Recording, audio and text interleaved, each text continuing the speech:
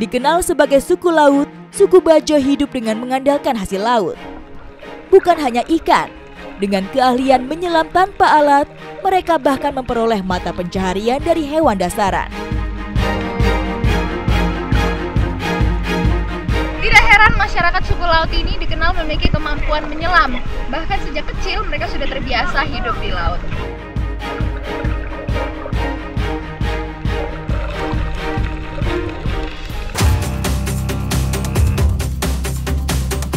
Daerah pertemuan antara Selat Makassar, Laut Jawa, dan Laut Flores adalah salah satu pusat budaya maritim Indonesia. Di wilayah yang dikenal sebagai segitiga emas Nusantara ini, beberapa suku menetap, beraktivitas, dan membentuk identitas serta budayanya sendiri. Mereka bukan saja mampu beradaptasi dengan lingkungan maritim, namun telah menjelma sebagai suku yang memiliki tradisi, kebiasaan, dan mahakarya andalan. Berikut adalah liputan jejak petualang yang mengulas kehidupan suku yang menetap di wilayah segitiga emas Nusantara.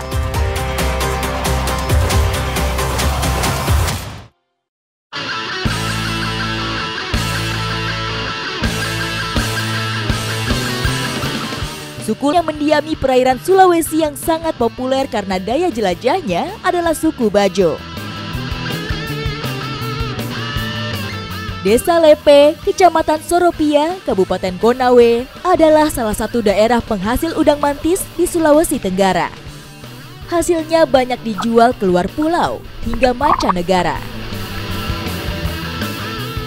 Udang mantis memiliki nilai ekspor yang tinggi di Sulawesi Tenggara. Dan sekarang saya bersama nelayan-nelayan dari Desa Lepe untuk mencari udang mantisnya nih.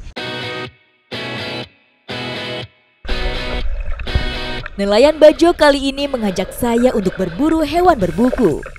Cara tangkapnya cukup pasif, yaitu dengan memasang jebakan dan menunggu. Cara menangkap udang mantis ini dapat dibilang lumayan mudah, karena kita menggunakan yang namanya jerat. Ini tinggal dipasangin umpan ya, Pak? Menggunakan sistem lasso, target yang sudah terjerat tidak dapat kabur lagi. Nah, kalau udah seperti ini tinggal ditancapin aja ke lubang udang mantis. Nanti kalau misal dimakan nih di bagian ujungnya, umpannya, nanti udang mantisnya akan terikat di sebelah sini.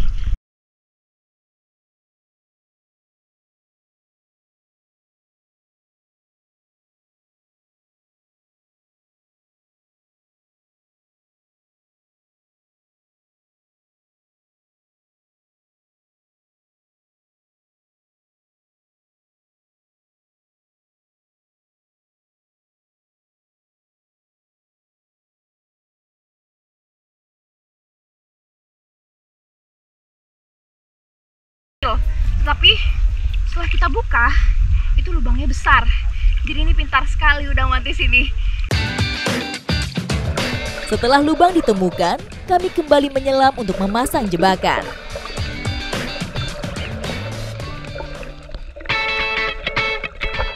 Umpan potongan ikan akan memancing udang keluar dari persembunyiannya.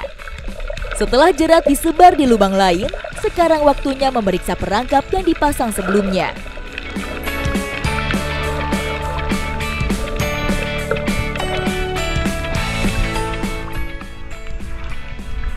Akhirnya, saya senang sekali bisa mendapatkan satu udang mantis. Meski sudah terikat, udang ini masih cukup kuat mempertahankan diri. Memegang udang mantis ini kita perlu berhati-hati, karena di bagian kanan, kiri, dan bagian belakangnya itu sangat tajam. Apalagi ini nih, paling bahaya. Di bagian depan itu seperti pisau.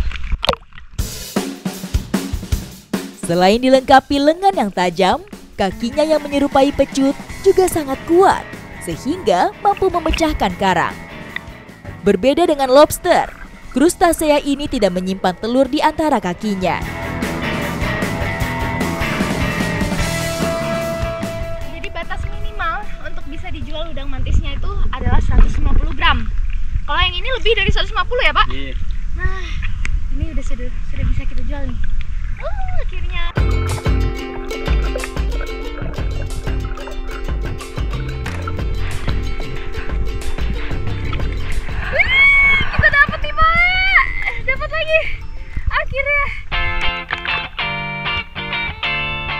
Udang yang telah ditangkap kemudian disimpan ke dalam wadah penampungan. Menjual udang mantis ini harus dalam kondisi hidup. Jadi kita perlu masukkan dulu ke botol, karena kalau disatukan, udang mantisnya bisa saling menyerang. Udang mantis cenderung agresif, apalagi jika mantis jantan disatukan dengan jantan lainnya dalam satu wadah. Kita sudah dapat 5 nih. Biasanya para nelayan tuh kalau sudah menangkap udang mantis ini langsung dibawa ke pengepul untuk dijual.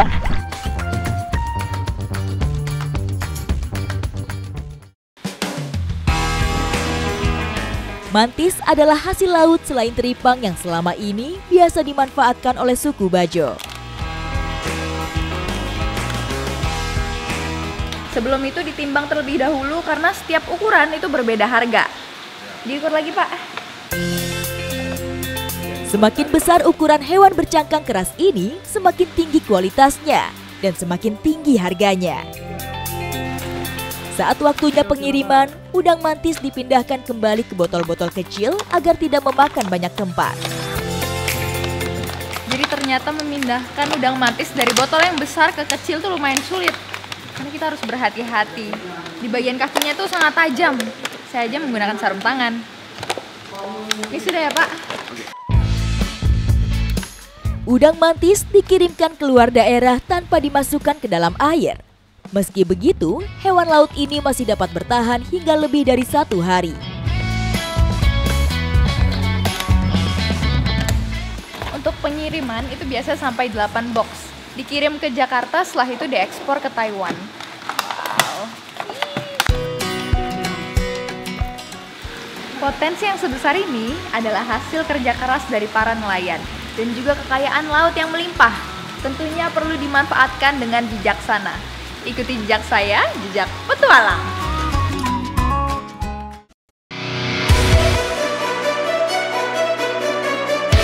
Tidak heran masyarakat suku laut ini dikenal memiliki kemampuan menyelam. Bahkan sejak kecil mereka sudah terbiasa hidup di laut.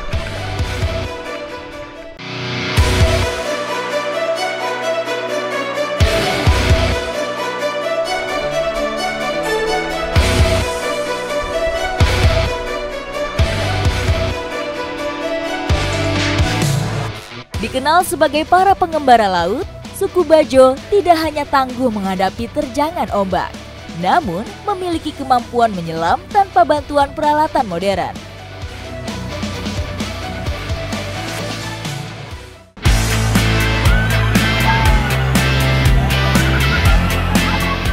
Suku Bajo mengarungi samudera dengan bekal keahliannya. Kemampuan mereka bahkan sudah teruji semenjak anak-anak.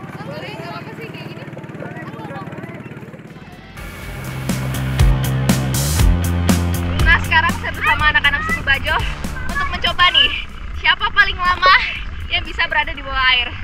Sudah siap? Siap!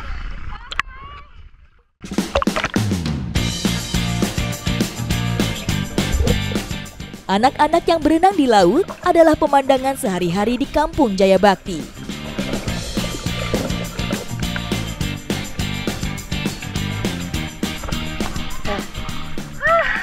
Luar biasa sekali, anak-anak suku Bajo ini sangat pintar sekali menyelam.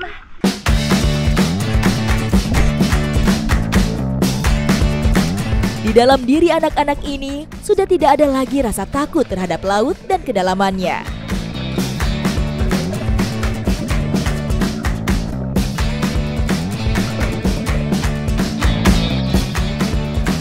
Tidak heran masyarakat suku laut ini dikenal memiliki kemampuan menyelam. Bahkan sejak kecil mereka sudah terbiasa hidup di laut. Dan proses lahirannya pun mereka melibatkan lautan.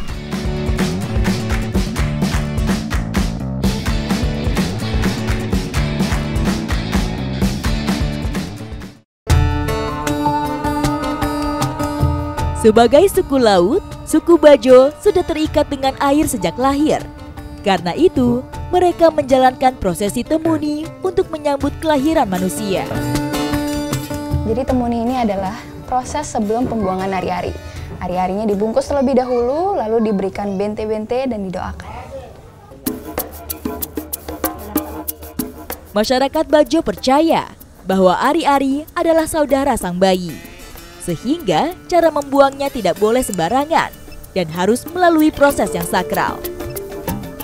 Dikarenakan pemukiman masyarakat Bajau ini di atas laut, jadi ari-ari ini dibuang kembali ke laut. Tradisi ini bertujuan untuk melindungi anak, sekaligus memberi bekal pengetahuan tentang cara hidup sebagai manusia laut. Nah, sekarang proses temuni sudah selesai, sekarang dilanjutkan dengan adat bantangan. Tradisi proses kelahiran tidak hanya berfokus pada bayi. Sang ibu juga harus melewatinya yang disebut dengan bantangan. Jadi setelah ditemuning, dilanjutkan dengan prosesi bantangan. Tujuannya agar melindungi sang ibu dan bayi dari bencana.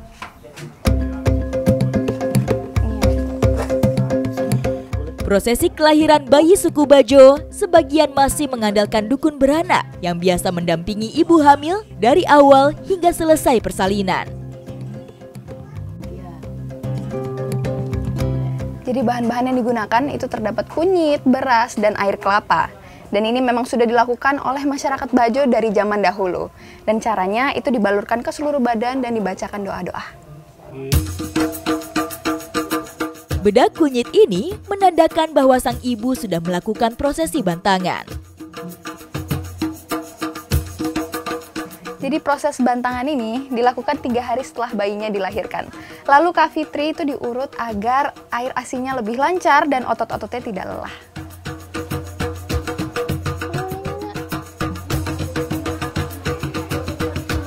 Proses bantangannya sudah selesai, dilanjutkan dengan syukuran bersama keluarga.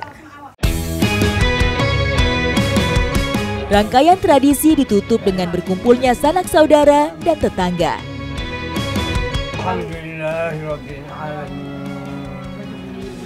Jadi syukuran bantangan ini dilakukan dengan sederhana, menikmati hidangan bersama anggota keluarga, memperingati hadirnya adik kecil ini. Agar tidak memberatkan pihak keluarga, syukuran dilakukan sesuai dengan kemampuan masing-masing. Di Kampung Jaya Bakti ini, saya bisa menjadi lebih dekat dengan masyarakat suku Bajo dan dapat mendalami budaya adat yang masih terjaga hingga sekarang.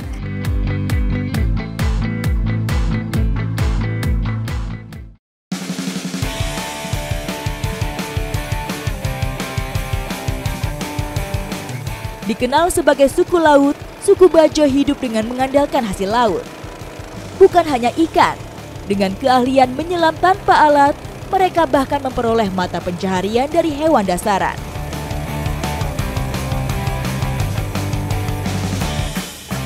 Tripang menjadi salah satu hasil laut andalan masyarakat suku Bajo di desa Samajatem. Terdapat beragam jenis tripang yang ditemukan, salah satunya tripang yang sangat besar. Di Indonesia, tercatat hidup sekitar 56 jenis teripang laut. Rata-rata semuanya memiliki nilai jual. Potensi inilah yang dimanfaatkan oleh sebagian suku Bajo. Dan kali ini, saya mencoba menandingi cara mereka menyelam untuk meraih buruan yang dicari. Jadi tripang itu biasanya berada di bebatuan kalau di siang hari. Cuman khusus untuk tripang duyung ini, dia itu berada di pasir. Jadi sangat mudah untuk ditemukan. Timun laut ini biasa hidup di substrat berpasir dan terumbu karang.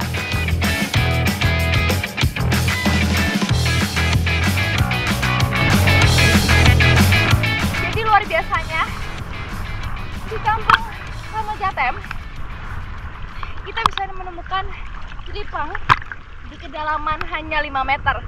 Biasanya tripang tuh berada di lebih 30 meter ya Pak ya?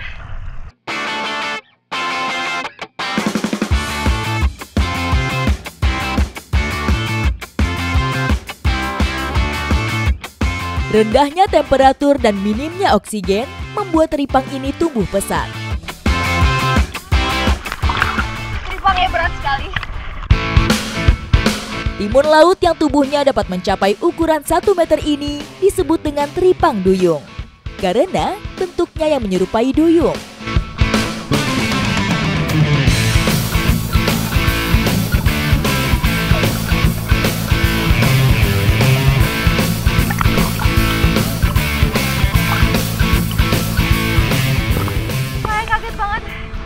keahlian masyarakat suku Bajo.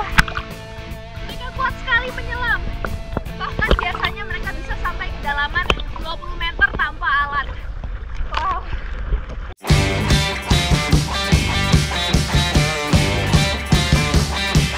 Keahlian menyelam suku Bajo sudah bukan rahasia lagi. Dikenal sebagai suku laut, suku ini seolah dilahirkan untuk menguasai perairan.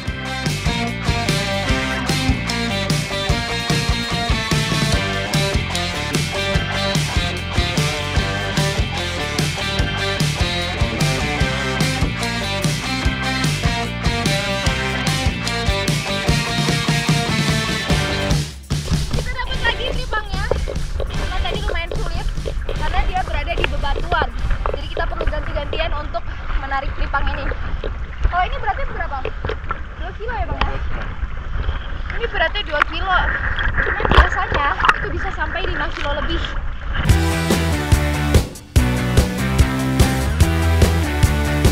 Hasil tangkapan tidak langsung mereka jual. Untuk meningkatkan nilai ekonominya, nelayan Bajo biasa mengolahnya terlebih dahulu. Jadi tripang ini dijual secara kering, jadi perlu dijemur terlebih dahulu. Cuman prosesnya itu panjang. Pertama-tama kita keluarkan dulu isinya. Ini ya Bang ya?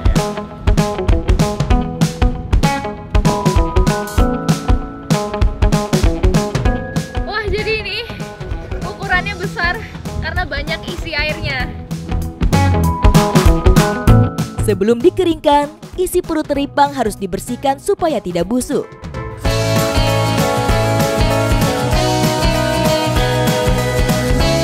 Setelah kita keluarkan isinya, tripang duyung ini langsung direbus. Itu tujuannya agar ukurannya lebih mengecil, karena kalau terkena panas, itu ototnya menjadi mengkerut.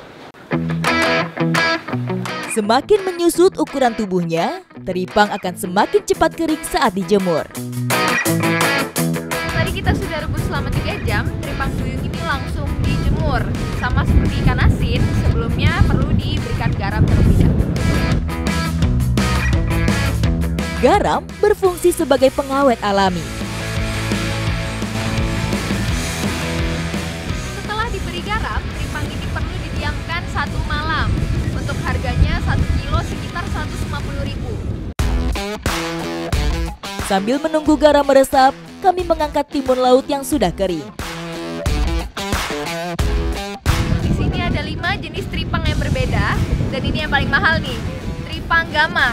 Kalau dijual sekilonya bisa 1.500.000. Alasannya karena teksturnya yang lebih kenyal dibandingkan yang lain. Dari perairan Sulawesi, biasanya teripang-teripang ini akan dijual ke kawasan Asia Timur untuk dijadikan hidangan. Keahlian menyelam masyarakat suku Bajo dapat memberikan hasil yang memuaskan. Dari tripang ini, manfaatnya dapat dirasakan sampai pasar mancanegara. Ikuti jejak saya, jejak petualang.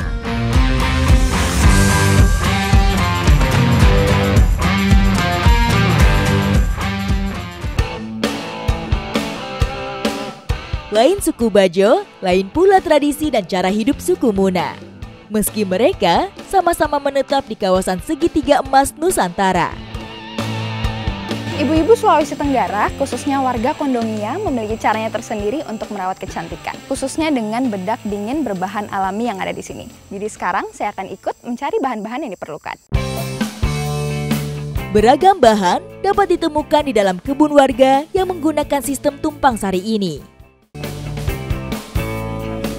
Nah, jadi ini dia namanya Marawasitu, lebih tepatnya adalah akar wangi. Dulu sering banget ditanam di pekarangan rumah, cuman semenjak adanya bedak modern sekarang jadi jarang ada di mana-mana. Jadi ini dia salah satu bahan alami untuk bedak dingin. Di daerah ini, akar wangi dibiarkan tumbuh liar dan tidak dibudidayakan. Nah, jadi lihat nih, akarnya panjang banget, berserabut seperti tanaman liar lainnya, ilalang, dan wanginya sama seperti namanya. Masih dalam rumpun yang sama, akar wangi memiliki bentuk menyerupai tanaman serai. Nah, jadi akar wanginya sudah dapat. sekarang kita perlu cari bahan lainnya, namanya bangle. Kami harus jeli menyusuri lahan perkebunan untuk mendapatkan tanaman ini. Karena letaknya tersembunyi di antara tanaman lain dan mempunyai batang yang tidak terlalu tinggi. Bu, sini Bu. Nah, ketemu. Kira ketemu. Ini dia. Bentuk akarnya ini mirip lengkuas, tapi nggak ada warnanya. Wanginya mirip kunyit ya, Bu? Iya. Unik deh. Meski masih berukuran kecil, bangle sudah dapat diambil. Nah, jadi bangle ini merupakan tanaman rimpang. Yang dimanfaatkan adalah akarnya. Bangle tidak populer sebagai rempah penambah rasa masakan. Namun, khasiatnya membuat tanaman rimpang ini digolongkan sebagai tanaman obat. Bahannya udah lengkap ya, Bu? Iya. Nah, sekarang kita langsung olah.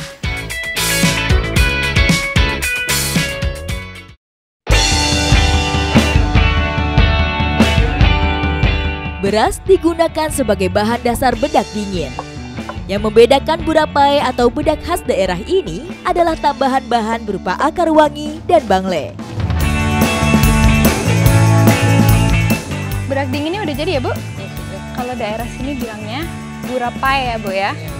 Nah, untuk aromanya itu ada aroma-aroma daun dan aroma khasnya dari akar wangi ya, Bu ya.